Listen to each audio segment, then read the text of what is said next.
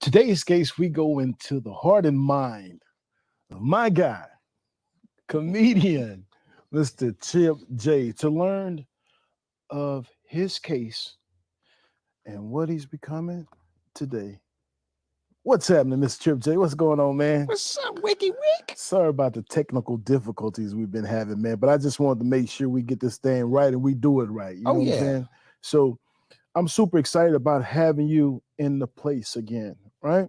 So tell me a little bit about yourself, man. You've been here in the Metroplex for the last what? 12 years. 12 years. Yes. All right. And I got a lot of questions for you too, man. Well, bring them, I got baby. a lot Bring of them. questions for you. Bring them. So we're gonna jump right into it, man. So how you doing, man? I'm all right. You know, things is going well. You know, back in the comedy game and making people laugh, doing what I enjoy doing that's bringing humor to the masses, making people laugh. Making people laugh. Exactly. Ever since I've known you, that's what it's all. That's what it's been about. Exactly. So you know, anybody that know me know that I'm gonna make you laugh. Man, you know what, Trip J, man, I can remember 8-9 years that I met you, man. Yep. And you and my sister, Liz Davis Jones. That's right. My baby. Boy, me and Pastor Crane, boy, we had it out for you. If you didn't act right, we had it out for you. Oh, trust me. I got them looks. Like we wanted to make sure you knew. Do right. Do right. Man. So back to you, man. You're doing good. Everything is going good, man. How was life growing up for you, man? We think about family, school, etc. How was life for you? Well, growing up in New York City, in Queens, it was a very good childhood. You know, growing up in New York, you know, we have that stigma of being, you know, with crime and murder. There's crime in New York City, but it wasn't around where I was. So I never really got to experience that. Okay. So, you know, growing up for me, I enjoyed my childhood because we lived in good neighborhoods and I stayed around positive people who weren't into doing wrong. So we always went out and played sports, chased girls, and made people laugh. But you know that brings up a question, right? If you say Queens, New York, man, that type of area, you see on TV a whole lot of that. You know, if well, I'm from New York, I'm from Queens, I'm from this part of town, this here. Yeah. This is what I claim, this said I claim, et cetera, et cetera. You grew up in it, but not around it. Exactly. Right? So what just kept you motivated, being that you were a part of that or around that? What kept you motivated as a young man? You know, I think you say you started this around what, 19? Yes, I started doing stand-up at 19. What kept you motivated from not getting involved with all the other? My mother. Yes. I was deathly afraid of my mother. At 4'11". What was she like, man? She's a loving, one of my best friends, but when she got mad at me, it made me feel bad. Wow. So I didn't want to disappoint my mother. So I did my best to stay out of trouble in the street. So police never came to our door looking for me or any of the friends that I hung out with. And I'm real particular who I call a friend. Right. You know, there's associates and then there's friends. Right. I hung out with my friends and spent time with my friends because I knew what type of person they were and they weren't out to rob somebody, All or, right. stick up a store, get in any kind of trouble, go out and steal stuff. Mm-hmm. All we did was play sports, have fun, laugh, and like I said, chase girls. Chase girl. So you've been, I think we all did that too. So you've been the oldest of what, 5? Is that correct? Yes, 5. So I'm you're the oldest of 5. Now, how many boys? How many girls? It's 3 boys, 2 girls. 3 boys, 2 girls. Okay. As far as family, did they look up to you for a whole lot of things? You being the oldest, what was that like? Sometimes the oldest get all the little spoilness type stuff, man, and then the ones after the oldest, like we can get. Well, being number 1, I was the favorite, and I still am the favorite. They all know it. There's no doubt about it. If they see this, they know I am my mother's favorite because we grew up together. My mother was 15 when she had me. Wow. So I would like to say that, like, my younger siblings, they looked up to me because I was out of the house and then I was in the house. I was out of the house and then I was in the house. But yeah, I'd like to say that they looked up to me, and they still do. Well, still do. I look up to my younger brother because he's 6'4".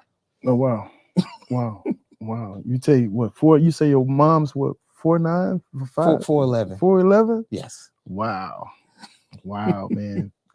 So describing yourself, man. Tell us a little bit about describe yourself. People know you, but they don't know you, but they won't. Tell us a little bit about yourself as far as the person you are, man. We know you're devoted husband, church member of True Vine Missionary Baptist Church. We'll get into that here shortly, along with the comedy and stuff like that. Describe yourself to the people if they don't know you. Well, if they don't know you, you'll have direct contact. I would like to consider myself the best friend you'll ever have, because I'm loyal to a fault, and when you need me, you know what I'm saying? If I can be there for you, I'll be there for you. That's what's up. I meet no strangers. I love to talk to people. I love making people laugh. That's how I pretty much got into stand-up comedy. Pretty much, to know me is to love me.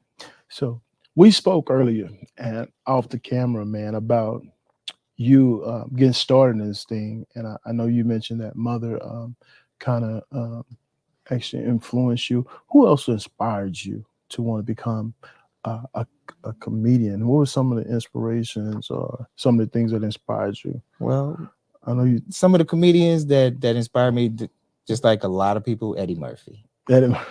Eddie Murphy, he is hands down my favorite comic of all time. Eddie Murphy. When I saw Delirious and he was on stage with that bright leather red suit and all the attention that he was getting and that laughter coming from that crowd, it just infected me to the point where I was like, I want that. Wow. That's what I want to do. Wow. I want to be on stage by myself, walking back and forth with a microphone, making people laugh and getting paid for it and making people feel good. So from that point on, you felt good because he had the tight red leather suit on. Eddie Murphy, what else is attention getter, right? Exactly. Caught my attention. And the laughter, I was like, yes, I have to be. That's what I want to do. Everybody wanted to be like Eddie Murphy, man. Some of the other guys that came, Eddie Murphy, like Richard Pryor, Red Fox, man. How did they influence you a lot also? Yes, because I would sneak and listen to Richard Pryor records. Yeah. But you've been from that area of Queens. A lot of big time comedians came through there, right? Yeah. But so did you ever catch any of those growing up? Or? No. I didn't venture out of like my neighborhood. When I got older, like into my 20s, and I started venturing to Manhattan to perform at comedy clubs because I was taking commercial classes, and the lady that was my instructor, I was making the class laugh, and she suggested that I should do stand-up comedy. And I told a lot of people tell me that, but I don't know where to go.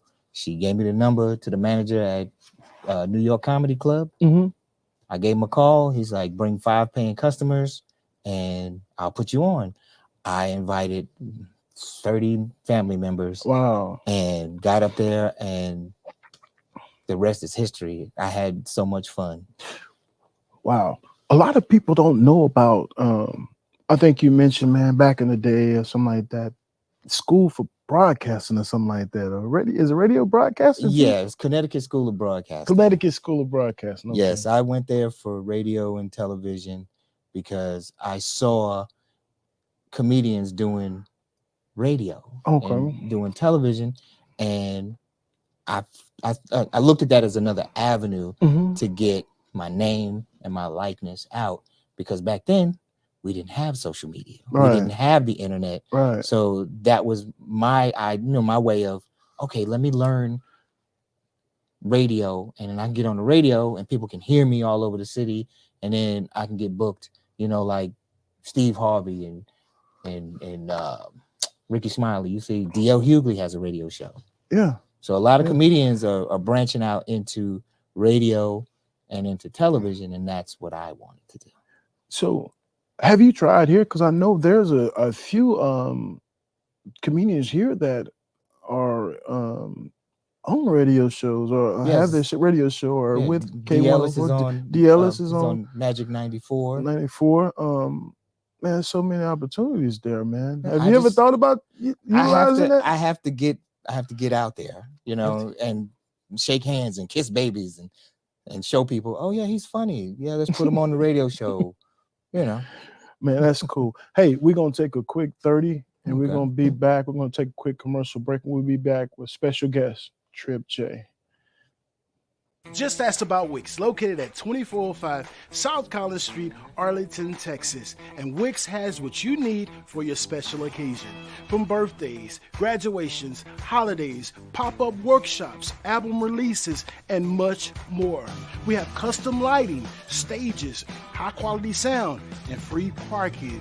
Visit us on the web at wix.live or call in today, 817-652-1121. Live Wix. Come see us. And we're back. Mr. Trip J. Matter of fact, we're in the building. We're in the show, on the show with a special guest, comedian Trip J. And like I said, I'm thankful and grateful that you allowed us to have some of your time, man, and come on the show. Becoming a comedian. Okay. We talked about Eddie Murphy. We talked about when he was 19, who influenced his mother. We talked about inspirations. Becoming a comedian. Tell us a little bit. It's not as easy as you think. People see somebody up there with a microphone. They see him talking. Right. And they figure, I can do that. But then when you put them up there for 3 minutes is a lifetime for somebody who's never done it. It's something that you continuously learn. I've been doing stand-up for over 20 years. It would be in 30 plus years if I had not taken 10, 12 years off. Right. But you're constantly learning in this business, and you have to stay fresh. You can't keep doing the same thing, because then, like a loaf of bread, you'll go stale. You always have to keep writing. I tell young comics, always write, always pay attention to current events, be different. A lot of comics, we all talk about the same subject, but we all talk about it a different way. It's projected a different way. Yes.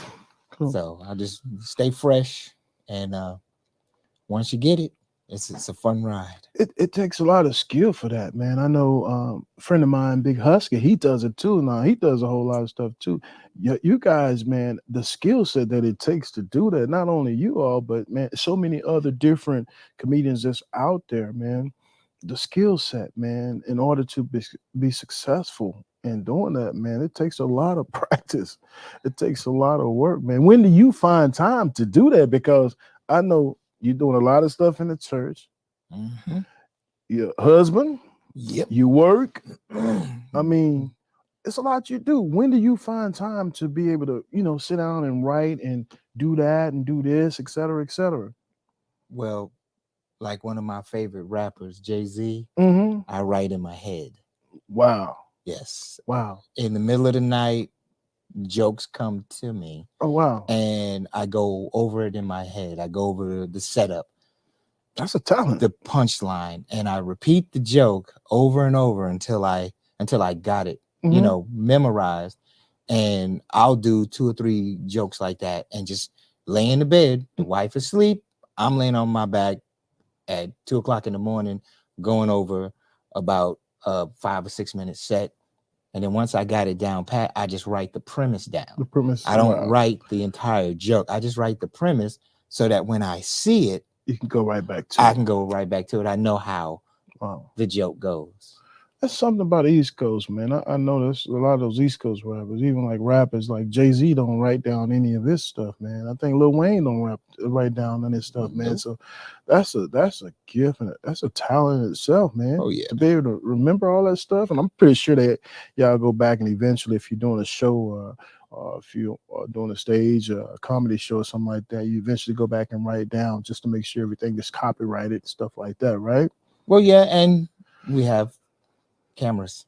Yeah, cameras. You see a lot of comedians will record their set so that they can go back over it and critique themselves. Will it stand up? Will it stand up though? Camera, like even you got that, it's like that's not like how you copywriting. It's not. I guess I can't look at it like music. Like you mail yourself.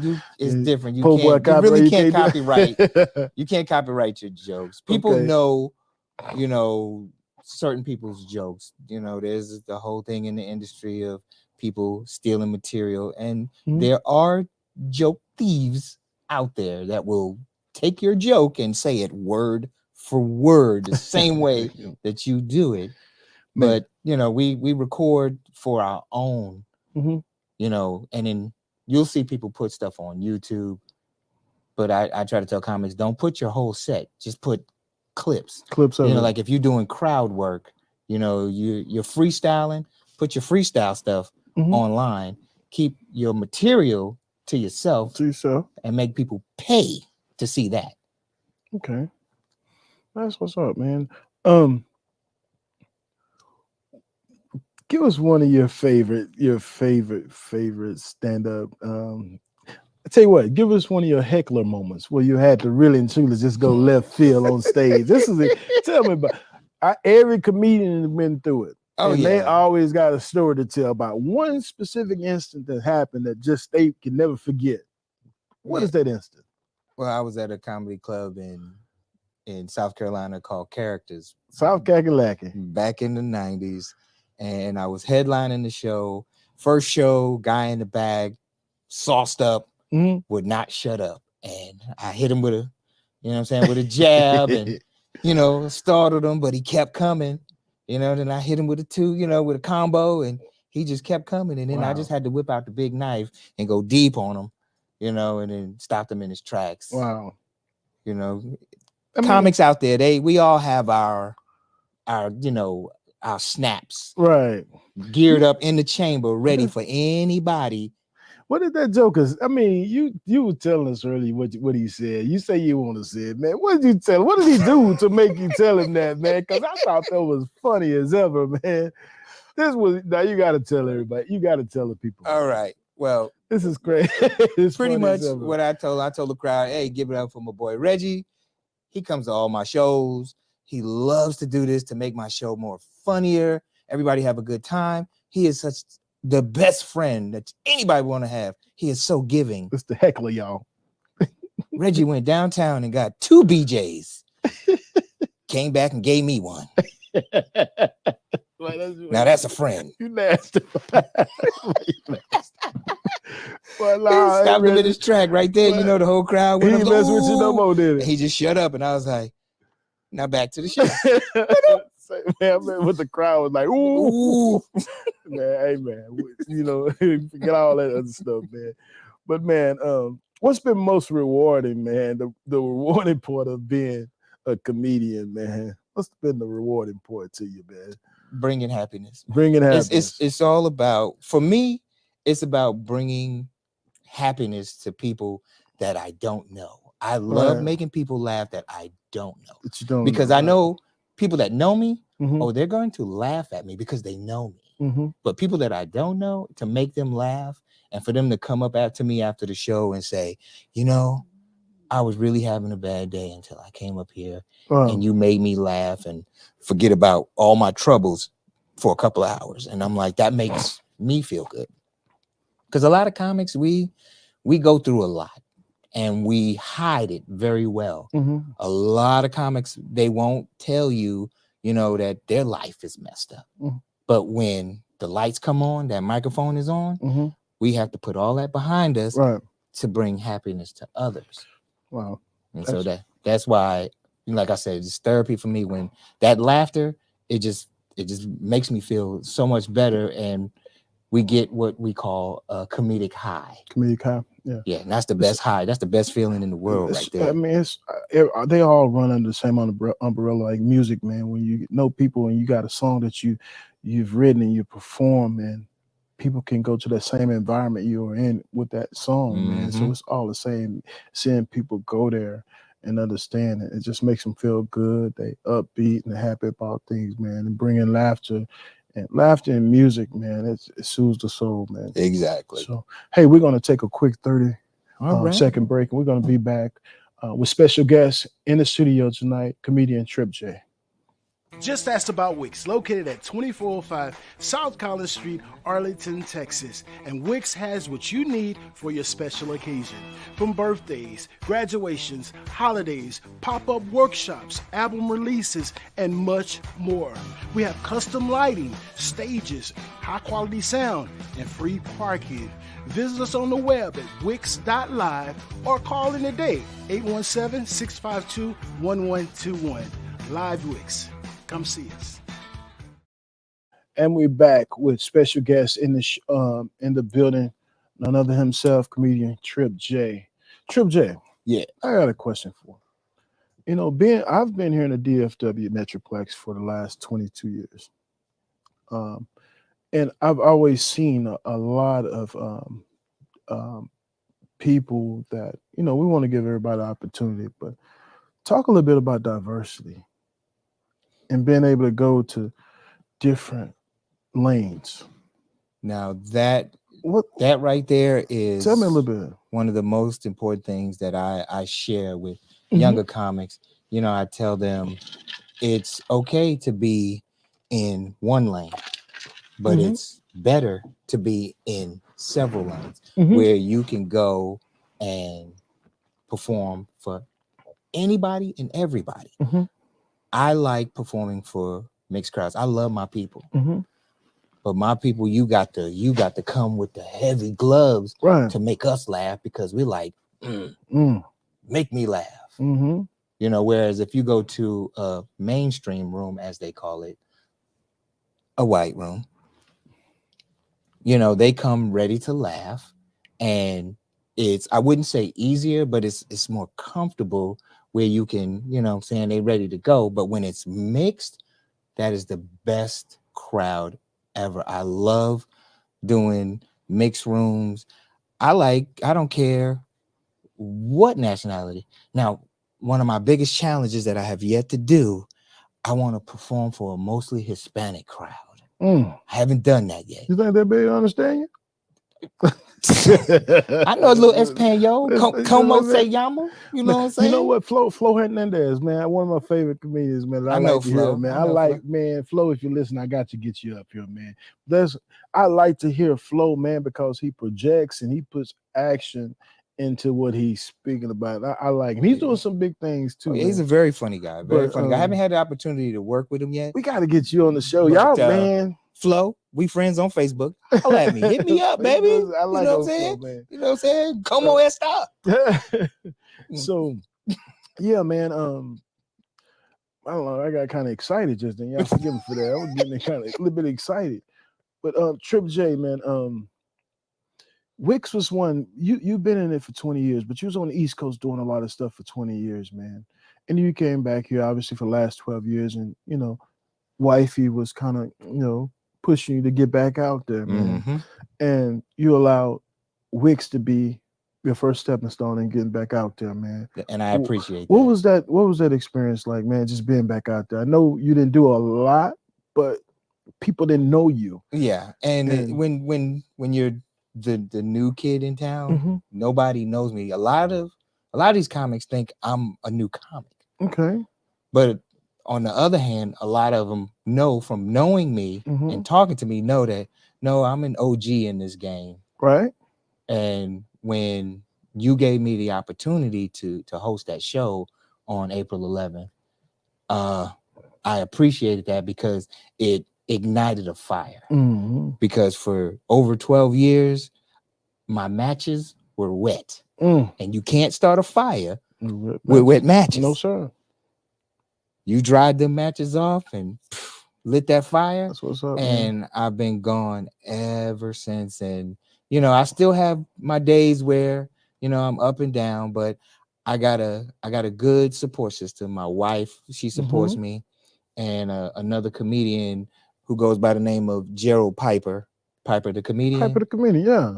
That's my dude right there. He always encourages me, and he keeps me focused, and he keeps me busy. Because we both Sagittarius. He saw something in me, and I saw something in him, and we just click. So whenever he goes somewhere, I'm his feature, and I appreciate him doing that, because it's hard in this game to get your foot in the door when you're a new guy. Because you got your circles. This group, they hang out with each other, and when they got shows, they call on their boys, and you trying to get in there, and they got a wall up. Right. And I'm a lone wolf. Whenever you see me at the comedy club, I'm by myself. I always roll by myself, and I keep my circle real small. Real small. Right. And saying that, man, keeping your circle small, man, and you've been an OG in this line of work. What how have you been able to keep yourself up to date with, especially where the crowd is, young adults and stuff, people who's coming out, and how to, grab their attention? How have you kept yourself up to date with just topic of discussions? How have you kept yourself? 2 words. What's those 2 words? Social media. Social media. When I tell you, they keep you up on the latest slang. Yeah. What's hot. Wow. Everything you want to know. Facebook, Instagram, TikTok. I am in love with TikTok. Wow. I have never learned so much in my life from an app, and I see why the government wants to get rid of it, because you learn so much from TikTok. From TikTok. And I'm like, okay, so I take a little note here. I'm like, all right, I see what's going on. And like I said, I keep up with current events, so I like to stay fresh. And when people see me, the one thing they always say is, every time I come see you, I always hear new stuff. And I'm like, and you always will. You'll hear some stuff that you've heard before, but I'm always going to give you something new. Something new. Which brings us just to this question, man. And we're not going to hold you too much longer. We're going to get ready to close this thing out. What can you tell to the new comedians that's coming up, and how they can go about being a comedian? What advice can you give new up and coming comedians? Well, the first thing I would tell them is write. Keep writing, stay fresh, and hit every stage you can hit. No matter what, if it's 2 people or 200 people, perform, and just keep performing. Hone your craft. Comedy is not easy, but once you learn, it's easy. Once you get in there, just like riding a bike. When you first learn, you're gonna fall off. In comedy, you're gonna fall off that stage. You're gonna stumble. You may get booed, but you get back on that bike, get back on that stage, and keep telling jokes, and be original, be yourself, and have fun. Have fun. We're going to take a quick 30 seconds. We're going to come back with our closing remarks and how to get in contact with comedian Trip J and how to book him. Just asked about Wix, located at 2405 South Collins Street, Arlington, Texas. And Wix has what you need for your special occasion. From birthdays, graduations, holidays, pop-up workshops, album releases, and much more. We have custom lighting, stages, high-quality sound, and free parking. Visit us on the web at wix.live or call in today, 817-652-1121. Live Wix. Come see us.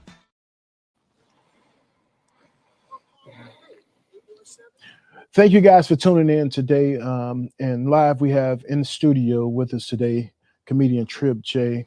Once again, thank you for your time and coming on the show. Oh, and no being a problem. No part of problem. Thanks for having me. Case Studies 10, episode 10, man. We thank you so much, man. Episode 10. Episode 10.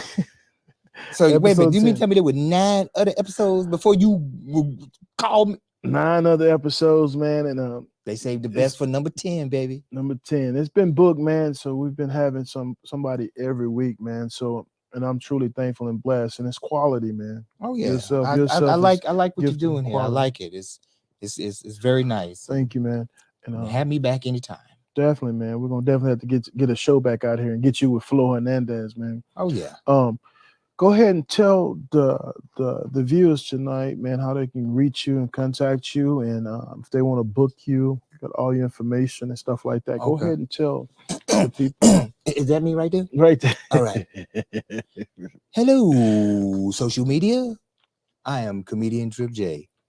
You can reach me at Trip J Comedy on Instagram, Facebook, and TikTok.